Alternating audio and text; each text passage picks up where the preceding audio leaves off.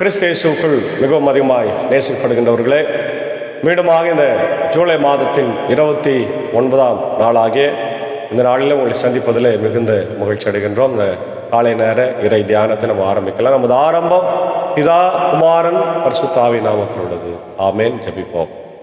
நேற்றும் இன்றும் என்றும் மாறாதவரும் என்றென்றும் வாழ்ந்திருக்கிறமாய்கள் அன்புள்ள ஆண்டவரே, இதோட ஜூலை மாதத்தினுடைய ஆண்டவரே, கடைசி வாரத்தில் இந்த புதன்கிழமையின் காலை வேளையிலே உம்மை நோக்கி ஆண்டவரை பார்க்கும்படியாய் கர்த்தர் கொடுத்த கிருபைக்காய் ஸ்தோத்திரம். கடந்து போன இரவுல எங்களோடு இருந்து எங்களை காத்து வழி நடத்தினீர்.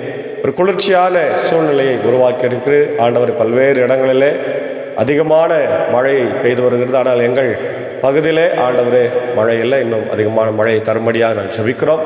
இந்த நாளிலும் ஆண்டவரே நாங்கள் கேட்க போகிற இறை வார்த்தையையும் பாடுகிற பாடலையும் ஆண்டவரே ஜெபிக்கிற ஜெபத்தையும் பாதத்தில் ஒப்பு கொடுக்கிறோம். அடியாரை மறைத்து ஆண்டவரே நீர் பேசுங்க ராஜா, நாங்கள் கேட்கின்றோம். நீரை பொறுப்பேற்றுக்கொள்ளும், வழி கொடுத்தோம். இறை மைந்தன் இயேசுவின் மூலம் ஜெபிக்கிறோம் நல்ல பிதாவே, ஆமேன். காலை வேளையிலே நாம் உடைய பாடல் புத்தகத்தில் 371வது பாடலாகிய மாற்றீர் என் கவலை அருள் பெற மிக மாற்றியே கழித்தீர்த்தீர் உமது மகிமையை நிறைவேற்றி என்ற பாடலை சாரோடு இணைந்து பாடுவோம். 371.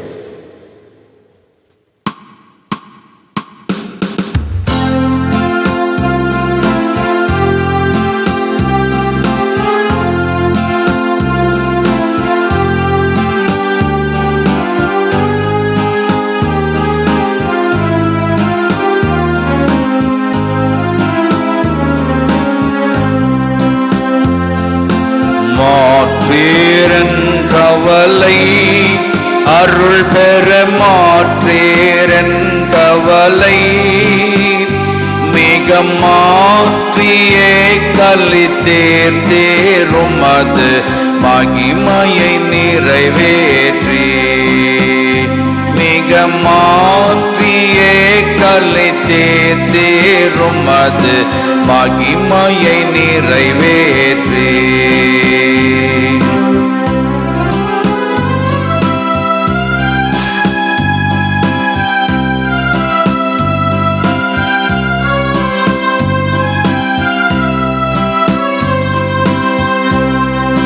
சமானவர் சேர்நீர் தந்தை சமானவர் சேர்நீர் ஒரு சந்திர பதம் போல் சுடரே விடுத்தீர் தாசனொரு விடுத்தீர் ஒரு சந்திர பதம் போல் சுடரே விடுத்தீர் தாசனொரு விடுத்தீர்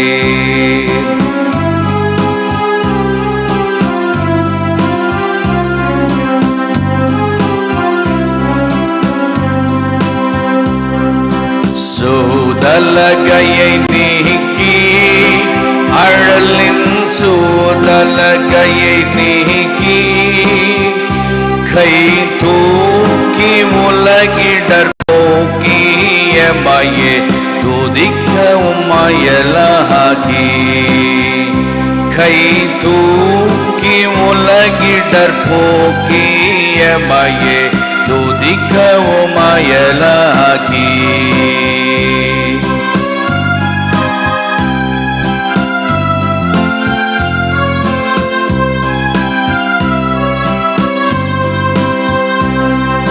சடலமுலகம் சூது பொல்லா சடலமுலகம் சூது இது தகாததின் மடவாது கொடியது சஞ்சலமினியேது இது தகாததின் மடவாது கொடியது சஞ்சலமினியேது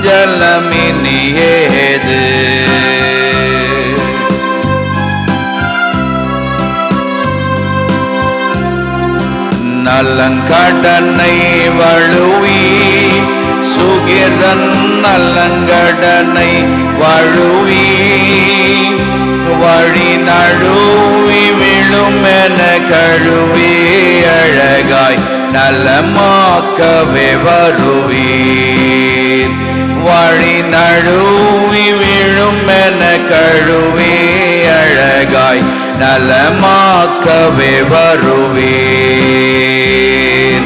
மாற்றீரன் கவலை அருள் பெற மாற்றீரன் கவலை மிக மாற்றியே கலித்தீரும் அது மகிமையை நிறைவேற்றி. மிக மாற்றியே கலித்தீரும் அது மகிமையை நிறைவேற்றி.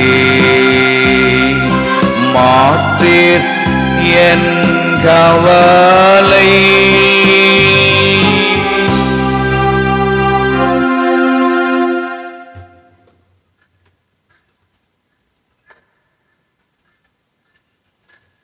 கிறிஸ்து இயேசுக்குள் மிகவும் அதிகமாய் நேசிக்கப்படுகின்றவர்களே, மீண்டுமாக இந்த மகிழ்ச்சியும் ஆசீர்வாதம் நிறைந்த புதன்கிழமையின் காலை வேளையிலே உங்களை அன்போடு வாழ்த்தி வரவேற்கிறேன்.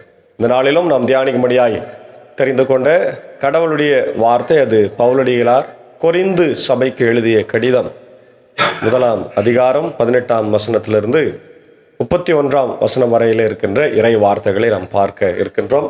அதற்கு முன்பதாக இந்த கொரிந்து நிருபத்தினுடைய முன்னுரையை நாம் பார்க்கும்போது இதனுடைய எக்ஸாக்ட் லொகேஷன் கிரீஸ் இஸ்துமஸ் என்று சொல்லப்படுகிறது. இதனுடைய கலாச்சாரம் கிரேக்க கலாச்சாரமும் ரோம கலாச்சாரமும் ஒன்றாக இணைந்து இருந்த ஒரு காலம். அதிகமான பணம் செல்வம் பொழிக்கின்ற ஒரு இடமாய் இருந்தது. ஏன்னா அது கப்பல் துறைமுகமாக இருந்ததுனால நிறைய வியாபாரங்கள் நடக்கிறதுனால பாவங்களும் அதிகமாய் நடந்தது. திருச்சபை அங்கே இருக்கிறது. பவுலடிகளார் அங்கே போய் 2வது மிஷினரி பயணத்தில் ஆரம்பித்தார். அப்போஸ்தலர் 18 அதிகாரம் 1-18 நாம் பார்க்கும்போது அவருடைய 2ஆம் மிஷினரி பயணத்தில் அவர் சென்று அந்த திருச்சபை அவரே ஸ்தாபித்தார் என்பதை நம்ம பார்க்குறோம். அதே நேரத்தில் அந்த திருச்சபையில் யூதர்களும் கிரேக்கர்களுக்கும் இருக்கின்ற மிகப்பெரிய அந்த ஜாதி பிரச்சனைகள் அங்கே இருந்தது நம்ம பார்க்குறோம். மாத்திரமல்ல, டிவிஷன்ஸ் இந்த சர்ச் திருச்சபையில் பிரிவினைகள் அதிகமாய் இருந்ததை நம்ம பார்க்குறோம். நான் பவுலை சார்ந்தவன், அப்போலை சார்ந்தவன், பேதுருவை சார்ந்தவன் என்ற சிந்தனைகள் அதிகமாய் மேலோங்கி இருந்ததை பவுலடிகளார் அடிக்கோடிட்டு காண்பிக்கிறத பார்க்குறோம். அதே நேரத்தில் பாவம் அதிகமாய் பெருகிறது. விபச்சாரம், வேசித்தனம் அதெல்லாம் அதிகமாய் இருந்தது. 1 கொரிந்தியர் 5ஆம் அதிகாரத்தில் நம்ம அதை பார்க்குறோம். அதனால் பவுலடிகளார் அவருடைய வாழ்வை மாற்ற வேண்டும் என்று சொல்லி ஆண்டவருடைய வசனத்தை மையப்படுத்தி இந்த கொரிந்து திருச்சபைக்கு கடிதத்தை எழுதுகின்றார். அவருடைய எக்ஸாக்ட் டேட் 55 AD என்று சொல்கிறாங்க. பவுலடிகளாருடைய 3வது மிஷினரி பயணத்தின் போது எழுதப்பட்டதாக நம்ம பார்க்குறோம். அந்த நாட்களிலே ரோம சக்கரவர்த்திகள் அந்த பகுதியை ஆட்சி செய்து கொண்டிருந்தார்கள். மத்திய தடைக்கடல் பகுதியில் ரோமர்களுடைய கை ஓங்கி இருந்ததாக நம்ம பார்க்குறோம். திருச்சபையில் யூதர்களுடைய கை ஓங்கி இருந்ததாக பார்க்குறோம். அதனால் அவங்க என்ன பண்ணாங்கன்னா யூத கலாச்சாரத்தை பின்பற்றும்படியான ஒரு சூழ்நிலையை அந்த திருச்சபைக்குள்ளாக கொண்டு வந்தார். இதனால் சாதாரணமாக வெளியிலிருந்து வருகிற மக்களுக்கு அது ரொம்ப பாரமாகவும் கஷ்டமாகவும் தெரிந்ததுனால பவுல் சொல்கிறாரு, எதுவுமே கிடையாது. நம்மளை ரட்சிப்பது சடங்கோ பணமோ பதவியோ பட்டமோ யூத கலாச்சாரமோ விருத்த சேதனமோ கிடையவே கிடையாது. சிலுவையை பற்றிய உபதேசம் மட்டுமே நம்மளை ரட்சிக்கும். சிலுவையை ரட்சிக்கும் என்று சொல்லுகிறார். அல்லேலூயா. அதான் இந்த 1 அதிகாரத்தினுடைய ஹைலைட்டு. அதுதான் கிறிஸ்துவே கடவுளின் ஞானமும் வல்லமையுமாய் இருக்கிறார். இந்த வார்த்தைக்குரிய தலைப்பு அதான் கிறிஸ்து நம்முடைய ஞானமாய் இருக்கிறார். ஆக நாம் கடவுளின் ஞானத்தை பெற்றுக்கொள்ள முயற்சி செய்ய வேண்டும். கடவுளுடைய ஞானம் சிறப்பான ஞானம் என்பதை நாம் நேற்று தினத்தில் கூட பார்த்தோம். தொடர்ந்து இன்றைக்கு நம்ம அதை தான் பார்க்குறோம். சிலுவையை பற்றிய செய்தி அழிந்து போகிறவர்களுக்கு மடமை, ஆனால் மீட்பு பெறும் நமக்கோ அது கடவுளின் வல்லமை என்று சொல்லுகிறார். பொதுவாக ஏன் சிலுவையை அது கெட்டுப்பாடுபவர்களுக்கு பைத்தியமாக இருக்கிறது என்று பவுல் சொல்கிறாருன்னா, அது ஒரு கொலை கருவி. சாதாரணமாக நம்முடைய இந்திய தேசத்தில் தூக்கு தண்டனை கொடுக்கறதுக்கு பயன்படுத்துகிற கயிறை போல தான் அதுவும் ஒரு கொலை கருவி. ரோமர்களுடைய ஆட்சி காலத்தில் மிக கொடுமையான தண்டனை சிலுவை தண்டனை, பயங்கரமாக சபிக்கப்பட்ட ஒரு தண்டனை. ஏன்னா அது ஒரே நாள் அவங்க இறக்க மாட்டாங்க. ஆணி அடித்து விட்டார்களா 3 நாள் 4 நாள் சிலுவையில் தொங்கி கொண்டிருப்பார்கள். அப்படியே ரத்தங்கள் எல்லாம் வடிந்து, தண்ணீர் எல்லாம் வடிந்து, காயங்கள் அதிகமாக இன்ஃபெக்ஷன் ஆகி, கழுகுகள் வந்து கண்களை கொத்தி, மிருக ஜீவன்கள் வந்து உடலை கிழித்து தின்று, அவ்வளோ கொடூரமான ஒரு சபிக்கப்பட்ட சாவாக இருந்தது. அதனால தான் ரோமர்கள் அன்றைக்கு சிலுவையை ஒரு சாபமாய் பார்த்தார்கள், யூதர்கள் சிலுவையை சாபமாய் பார்த்தார்கள். ஆனால் பவுல் சொல்றார், இந்த சிலுவை தாயா புனித சின்னமாய் இருந்தது. அல்லேலூயா. சிலுவை வழியாக தான் உலகத்திற்கு கிறிஸ்து நாதர் ரட்சிப்பை கொடுத்தார். ஆகவே அது உங்களுக்கெல்லாம் பைத்தியமா தோன்றலாம், எங்களுக்கு அதுதான் தேவ பலனாய் இருக்கிறது, வல்லமை. மற்றவங்களுக்கு மடமையா இருக்குது, எங்களுக்கு அது தேவ பலன் என்று ரொம்ப அழகா இந்த இடத்துல சொல்றார். ஏன்னா அடுத்தது சொல்றாதான் முக்கியமானது, ஏனெனில் ஞானிகளின் ஞானத்தை அழிப்பேன், அறிஞர்களின் அறிவை வெறுமையாக்குவேன் என்று மறை நூலில் எழுதியுள்ளதை நான் நினைவு கூறுகிறேன் என்று பவுல் சொல்றார். இப்போ இதை புரிஞ்சுக்கிறதுக்கு நமக்கு ஞானம் வேண்டும். இது எல்லாருக்கும் புரிந்து கொள்ள முடியாது. சாப சின்னத்தை எப்படி கழுத்தில் அணிந்து கொண்டிருப்பது அப்படின்ற ஒரு பெரிய கேள்வி அன்றைக்கு இருந்தது. இன்றைக்கும் பலருக்கு அது இருக்கிறது. ஆனால் ஆண்டவருடைய வார்த்தை சொல்லுது, கடவுளுடைய ஞானத்தை யாராலும் புரிந்து கொள்ள முடியாது. இவ்வுலகை சார்ந்த ஞானி எங்கே? அறிவாளி எங்கே? வாதிடுவோர் எங்கே? இவ்வுலக ஞானம் மடமை என கடவுள் காட்டி விட்டார் அல்லவா? உலக ஞானம் சாதாரணமான மடமை. ஆனால் இன்னைக்கு உலக ஞானத்தை பெறுவதற்காக தான் நம்ம எல்லாம் ஓடிக்கொண்டிருக்கோம். நன்றாய் பிள்ளைகளை நம்ம படிக்க வைக்கணும், அவங்க நிறைய டிகிரி வாங்கணும். நீங்கள் பார்த்தீங்கன்னா சின்ன பிள்ளைகளிலிருந்து சின்ன வயசுலேருந்தே என்ன பண்ணுறாங்க, சிபிஎஸ்சியில் சேர்த்துட்டு அவங்கள அதிகமான பாரம் பளு ஏற்றுறாங்க. நீட் எக்ஸாமுக்கு தயாராகிறாங்க, அவங்கள ஃப்ரீயாக விடுறதில்ல. அதனால இந்த பிள்ளைங்க என்ன பண்ணுறாங்க, நேரம் கிடைக்கும் பொழுதெல்லாம் என்ன பண்ணுறாங்க, ஃபோன் பார்த்து ரிலாக்ஸ் பண்ணுறாங்க இல்லையா? அதனாலேயும் அவங்க படிக்க முடியாத ஒரு சூழ்நிலை, விரக்தி, ஒரு கோபம் வாழ்க்கை மேலே ஏற்படுகிறத நம்ம பார்க்குறோம். படின்னு அவங்களும் என்ன பண்ணுவாங்க இல்லையா? அப்போ இன்றைக்கு ஆண்டவர் உலக ஞானத்தை சொல்றாரு, அது மடமையா இருக்கிறது, அது அழிந்து போகும். ஆனால் கடவுளின் ஞானம் என்றென்றும் அழியாததாய் இருக்கிறது. அதான் சொல்றார், இவ்வுலகை சார்ந்த ஞானி அது அழிந்து போவான். இவ்வுலகம் ஞானம் மடமை என கடவுள் காட்டிவிட்டார் அல்லவா? கடவுளுடைய ஞானத்தால் அவரை அறிந்து கொள்ள முடியும். ஆனால் உலகினர் தம் ஞானத்தால் கடவுளை அறிந்து கொள்ளவில்லை. உலகத்தின மக்களை கடவுளை அறிந்து கொள்ள முடியாது. ஆனால் நம்முடைய ஆண்டவர் கொடுக்கிற ஞானம், அதனால நம்ம கடவுளை அறிந்து கொள்ள முடியும். எனவே மடைமை என்று கருதப்பட்ட நற்செய்தியை பறைசாற்றியதன் வழியாக நம்பிக்கை கொண்டோரை மீட்க கடவுள் திருவுளம் பற்றினார். நற்செய்தி தான் முக்கியம், காஸ்பல். ஒரு பிரசங்கியார் பிரசங்கம் என்றார், த காஸ்பல்னா ஏசாமியை பற்றியதல்ல, பரலோக ராஜ்யத்தை பற்றியது. இயேசுவை பற்றிய செய்தி தான் பரலோக ராஜ்யத்தின் செய்தியாக இருக்க முடியுமே தவிர, இயேசுவை பற்றிய செய்தி சொல்லாமல் இந்த உலகத்தில் நமக்கு எந்த வேலையுமே இல்லை. நிறைய பேர் தவறாக நற்செய்திகளை புரிந்து கொண்டு இருக்கின்றார்கள். அதான் நம்ம பார்க்கின்றோம். யூதர்கள் அரும் அடையாளங்கள் வேண்டும் என்று கேட்கிறார்கள், கிரேக்கர் ஞானத்தை தேடுகிறார்கள். பார்த்தீங்களா, யூதர்கள் என்ன கேங்க, எப்பவுமே அவங்க ஏசாமி கிட்ட கூட, ஏசு ஆண்டவர் ஊழியம் செய்த போது கூட எங்களுக்கு ஒரு அடையாளத்து காமின்னு தான் சொல்லியிருந்தார். கிரேக்கர்கள் அவங்க ரொம்ப படித்தவர்கள், ஞானிகளும். அவங்களுடைய காலத்தில் இருந்த அரிஸ்டாட்டல், பிளாட்டோ இல்லையா, இன்றைக்கும் அவங்களுடைய நிறைய ஞானிகளை நம்ம பார்க்க முடியும். அப்போ அவன் ஞானத்தை தேடுகிறார்கள். ஆனால் நாங்களோ சிலுவையில் அறையப்பட்ட கிறிஸ்துவையே பறைசாற்றுகிறோம். அல்லேலூயா, அல்லேலூயா.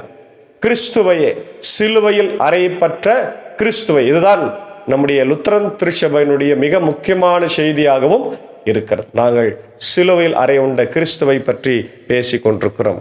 அந்த சிலுவை யூதர்களுக்கு தடை, கிரேக்கர்களுக்கு தடை, மற்றவர்களுக்கு மடமையா இருக்கு. ஆனால் அழைக்கப்பட்டவர்கள் யூதரானாலும் கிரேக்கரானாலும் அவர்களுக்கு அது கிறிஸ்து கடவுளின் வல்லமையும் ஞானமுமாய் இருக்குது.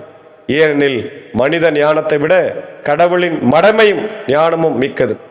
மனித வலிமையை விட அவருடைய வலிமை மிக்கது என்று இங்க பவுல் சொல்றார் இல்லையா? மனித ஞானத்தை விட கடவுளுடைய ஞானம் தான் முக்கியம்.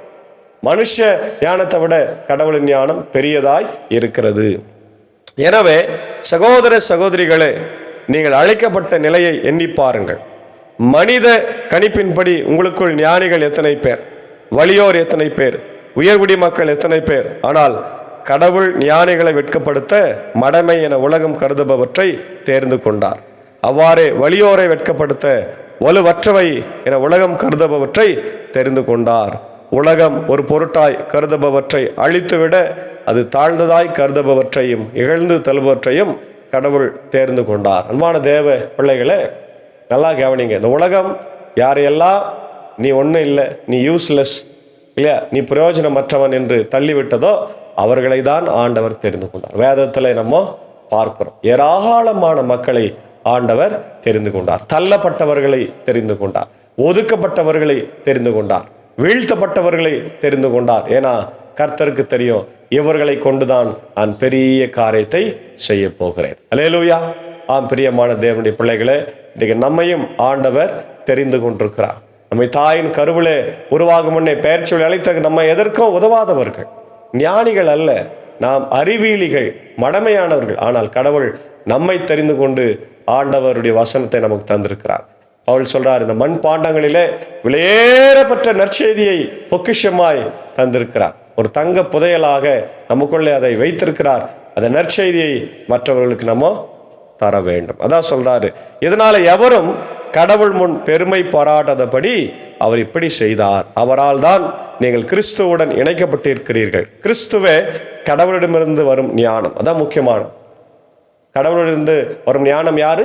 கிறிஸ்து தான். கிறிஸ்துவனுடைய ஞானத்தை நாம் பெற்றுக்கொள்ள வேண்டும். அவரே நம்மை ஏற்புடையவராக்கி தூயவராக்கி மீட்டு கொள்ளுகின்றார். எனவே மறைநூலில் எழுதியுள்ளவாறு பெருமை பாராட்ட விரும்புகிறவர்கள் ஆண்டவரை குறித்தே பெருமை பாராட்ட வேண்டும். தவிர நம்முடைய படிப்போ, நம்முடைய நீதிமானாக்கப்படுதலோ, அல்லது நான் அதிகமான காணி கொடுக்க, நான் பதவியில் இருக்கிறேன், அதனால் நான் ரட்சிக்கப்படுவேன், அதெல்லாம் ஆண்டவருடைய பாடு மரணம் உயிர்த்தெழுதல் இல்லாமல் நம்ம ரட்சிக்கப்பட முடியாது. இதே நம்ம ஆங்கிலத்தில் பார்க்கிறோம், the wisdom of the cross, understanding the wisdom of the cross. 18ஆம் வசனம், the message of the cross is foolishness to those who are perishing, but to us who are being saved, it is the power of God. The message of cross, the power of the cross, and the power of the cross to save and transform our lives. Foolishness to the world, the contrast between the wisdom of the world and the wisdom of the cross. God's wisdom and versus human wisdom, the limitations of human wisdom. God's plan, 1 Corinthians chapter 1, 19 to 20, the wisdom of God as revealed in the cross of Christ, the call to faith, the call to believe the message of the cross. The power of the gospel is to transform our lives. The new status in Christ, we are chosen and called by God. 1 Corinthians chapter 1, 26 to 31. Boasting in the Lord, not our achievements, human achievements, only God, Jesus. The power of the cross, God's wisdom, faith and dependence are main points in this sermon. அதே போல இந்த நாளுக்குரிய இந்த cross ரெஃபரன்ஸை நம்ம பார்க்கும்போது பழைய ஏற்பாட்டில் லேவியராகமம் 18:6-18 பார்க்குறோம். பவுலடிகளார் சொல்லுகிற பாவங்கள், அக்கிரமங்கள் எல்லாம் இந்த பகுதியில் குறிப்பிடப்பட்டிருக்கிறார். அதே போல உபாகமம் 17:7 பார்க்குறோம். அப்போஸ்தலர் 18:1-18 அந்த திருச்சபையை ஸ்தாபித்ததை பற்றி அங்கே நம்ம லூக்கா எழுதியிருக்கிறதை பார்க்கிறோம். அதே போல் 2 கொரிந்தியரில் பவுலடிகளாருடைய மிக கடுமையான உழைப்பை பற்றி அவரே பேசுகிறாரு. ரோமர் 1-3 நம்ம பார்க்குறோம். தொடர்ந்து பவுலடிகளார் திருச்சபையில் சொல்லப்பட்ட எல்லா காரியங்களையும், திருச்சபை, சமுதாயம், ஆவிக்குரிய வரங்கள், எப்படி கடவுளை தொழுகை செய்கிறது, கிறிஸ்தவ அறம் இல்லையா, அப்போஸ்தலருடைய அதிகாரங்கள் எல்லாவற்றையும் இந்த பகுதியில் நமக்கு கற்றுக் கொடுக்கிறார். ஆகவே அன்பான தேவ பிள்ளைகளே, இந்த காலை நேரத்தில் கிறிஸ்துவே கடவுளின் ஞானமாக இருக்கிறார். உலக பிரகாரமான படிப்பு ஞானம் நமக்கு மிகப்பெரிய அவசியம் அவ்வளோ ஒன்றும் இல்லை. ஆனால் புரிந்து கொள்ளலாம், தப்பில்லை. ஆனால் அதே நேரத்தில் கடவுளின் ஞானத்தை விட்டுவிட்டு உலக ஞானத்தை மட்டுமே தெரிந்து கொள்வது அது அவசியம் அற்றதாக ஆண்டவர் நமக்கு கருதுகிறார். ஆகவே நம்மை ஆண்டவர் தெரிந்து கொண்டிருக்கிறார். பலவீனமான மக்களாக இருந்தோம், நம்ம மடமையின் மக்களாக இருந்தோம். ஒரு காலத்தில் சுவிசேஷம் இந்தியாவுக்கு வருகிற போது நம்மளாம் சேரிகளிலே இருந்தோம். தலித் மக்களாய், ஒடுக்கப்பட்ட மக்களாய், ஆடையின்றி நிர்வாணமாய் இருந்தோம். நம்முடைய வாழ்க்கையில பசி பட்டினியாய் இருந்தோம். நோயுற்றால் குணமாக்குவதற்கு மருத்துவமனைகள் இல்லை. ஏன் என்று கேட்பது கூட ஆள் இல்லாத இருந்த நம்மை ஆண்டவருடைய சுவிசேஷம் வந்து சந்தித்து இன்றைக்கு ஆண்டவர் நம்மை உயர உட்கார வைத்திருக்கிறார். ஏழைகளிலிருந்து புழுதில இருந்து இன்றைக்கு ஆண்டவர் உயர உட்கார வைத்திருக்கிறார். பிரபுக்களோடு அதிபதிகளோடு உட்கார வைத்திருக்கிறார். ஆகவே கடவுளுக்கு நாம் நன்றி சொல்ல வேண்டும். அன்பான தேவ பிள்ளைகளே, இந்த இறை வார்த்தை வழியாக காலை வேளையிலே கர்த்தர் நம்மளை ஆசீர்வதிப்பார், நம்மளை உயர்த்துவார். கிறிஸ்துவே கடவுளின் ஞானம். The wisdom of God is Christ. So we should keep faith and believe Jesus. இயேசுவை விசுவாசித்து இரட்சிப்பின் ஆசீர்வாதங்களை பெற்றுக்கொண்டு வாழ தூய ஆவியானவர் இந்த நாளிலே நமக்கு உதவி செய்து காப்பாராக. ஆமென். ஜெபிப்போம். நேற்றும் இன்றும் என்றும் மாறாதவரும் என்றென்றும் வாழ்ந்திருக்கிறவருமாய் அன்புள்ள ஆண்டவரே, இதோ இந்த அருமையான ஜூலை மாதம் ஆண்டவரே 30ஆம் நாளுக்காக நன்றி செலுத்துகிறோம். ஆண்டவர், இந்த புதன்கிழமையின் காலை வேளையிலும் உடைய சமூகத்திலிருந்து இந்த நாளை நாங்கள் ஆரம்பித்திருக்கிறோம். உடைய வார்த்தையை கேட்டிருக்கிறோம். உலக ஞானத்தை விட உம்முடைய ஞானமே சிறந்தது. உலக ஞானம் உமக்கு பைத்தியமாக இருக்கிறது ராஜா. ஆகவே நீர் எங்களை தெரிந்து கொண்டதற்காக நன்றி செலுத்துகிறோம். நாங்கள் உம்முடைய ஞானத்தை பெற்று உமக்கு சாட்சியாய் வாழ கிருபை தார். இந்த வார்த்தைகளை கேட்டுக்கொண்டிருக்கிற எல்லா மக்களையும் ஆசீர்வதிங்க. இந்த ஊழியத்தில் எங்களோடு கூட என்னுடைய அன்பர் சாருக்காக, என்ஜாக்காவுக்காக, அன்பான பிள்ளைகள் மார்த்தால் மரியாளுக்காக ஆண்டவரை வேண்டிக் கொள்கிறோம். கர்த்தர் ஆசீர்வதிங்க. என்னுடைய சாக்கோ சாருக்கு டீச்சருக்காக ஜெபிக்கிறோம். செவலியாக எங்களோடு கூட பயணிக்கிற போது இப்படி கிருபை தங்கிருக்கட்டும். அடியேன் பணியாற்றுகிற பாப்பனப்பள்ளி, மின்னூர், வடகரை, மேல் சாணாங்குப்பம் திருச்சபைகள் குடும்பங்களை கர்த்தர் ஆசீர்வதிக்க வேண்டும் என்று நான் ஜெபிக்கிறோம். தேவலை சந்தியம் பலவீனமாக இருக்கின்ற மக்களுக்காக ஜெபிக்கிறோம். குறிப்பாக பாப்பனப்பள்ளியில் இப்படி மேத்யூஸ் ஆதிமூலம் அங்களுக்காக ஜெபிக்கிறோம். ஆண்டவரே, பலவீனமாக இருக்கின்ற அதிகாரம் ஆண்டவரே அவருடைய பலவீனங்களை மாற்றுங்க. அதே போல அவருடைய அமுதா அம்மாவுக்காக, நகோமி அம்மாவுக்காக, அவருடைய விமலா அம்மாவுக்காக நான் ஜெபிக்கின்றோம். இன்னும் யாரெல்லாம் பலவீனமாக இருக்கிறார்களோ எல்லாரையும் என் தேவன் சுகப்படுத்தி பலப்படுத்தி ஆண்டவரை ஆசீர்வதிக்க வேண்டும் என்று கெஞ்சிமன்றார்கள். இந்த காலை நேரத்தில் அவருடைய இந்திய சுவிசேஷ லுத்தரன் திருச்சபை, 3 சபை சங்கங்கள், போதகர்கள், ஊழியங்கள், ஆண்டவர் ஸ்தாபனங்கள், பள்ளிக்கூடங்கள், திருச்சபைகள் யாவற்றையும் கர்த்தர் ஆசீர்வதிங்க, வழிநடத்துங்க, தேவையை சந்திங்க. ஆண்டவரே, இப்படி இந்திய தேசத்திற்காக ஜெபிக்கிறவங்க நாட்டையும் தமிழ் மக்களையும் ஆசீர்வதிங்க. உலகத்தில் இருக்க எல்லா தமிழ் மக்களையும் ஆசீர்வதிங்க.